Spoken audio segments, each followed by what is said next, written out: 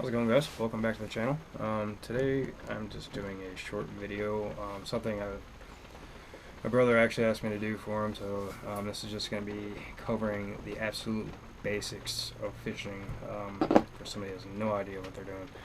So I'm just going to do some short videos, a series of short videos for you guys, just the basic stuff. So we're going to be explaining line, hooks, maybe do some knots, the difference between reels, rods,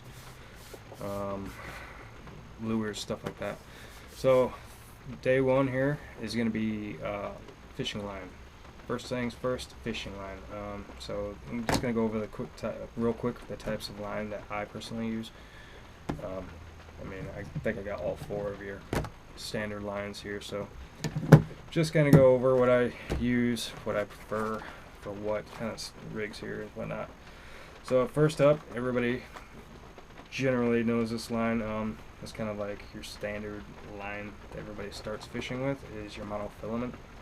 So this is a 10-pound monofilament. Not too crazy. I'll usually put that on spinning rods for stuff like drop shotting and just like drop shotting, basically neds, stuff like that on your spinning, your more finesse stuff. The monofilament has a bit more stretch to it versus something like a fluorocarbon. So it's all around a really good line to use when you're first starting out. It's cheap, you get a lot of it, and yeah, it's really easy to work with. So next would be your fluorocarbon. So this is going to be generally more expensive in the price range. Most guys tend to use it more for casting gear for like bass fishing, stuff like that. So this is a 12-pound, very little stretch on fluorocarbon. The benefits of fluoro though is pretty much invisible underwater, and there's a little bit more abrasion resistance. I personally don't use a whole lot of fluorocarbon just because it has a lot of memory to it, and it's expensive. So that's why I kind of got this K9 fluoro. It's really cheap on monsterbass.com. So that's your fluorocarbon. I'm not going to get into too crazy depths of it because I don't use a whole lot of it. So next would be your braided line. So a braided line, get it out here. Maybe.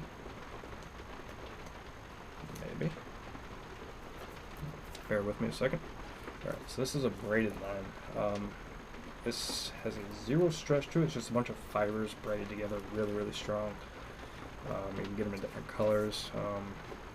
So these are going to be more for like your top water applications generally, because this line actually will float, and so when you're using top water you don't want any stretch on that hook set, especially with like frog fishing. So that is something I just put on. I do have one on a spinning combo that has a fluorocarbon leader on it, but generally that's just a bass, a frogging rod type of situation. I mean, you can use it on anything really. It's all up to you. It's just your preferences.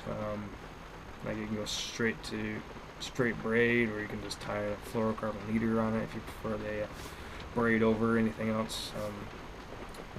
So yeah, that's the braid. And then the one I prefer to use on over all of these is a copolymer. So this is a P-line fluorocarbon, or fluoroclear, sorry. A lot of guys do not like this stuff. I prefer it. So what this is it's a fluorocarbon coated monofilament. It's got a little bit of stretch to it. It's got the abrasion resistance, and it's almost invisible underwater like the fluorocarbon. So I prefer this stuff just because it's easy to work with. It doesn't have the memory like a fluorocarbon does. But that's just my opinion. A lot of guys do not like that stuff, and it's another thing I like about it is like half the price of a fluorocarbon. So yeah, so those are just your four basic lines.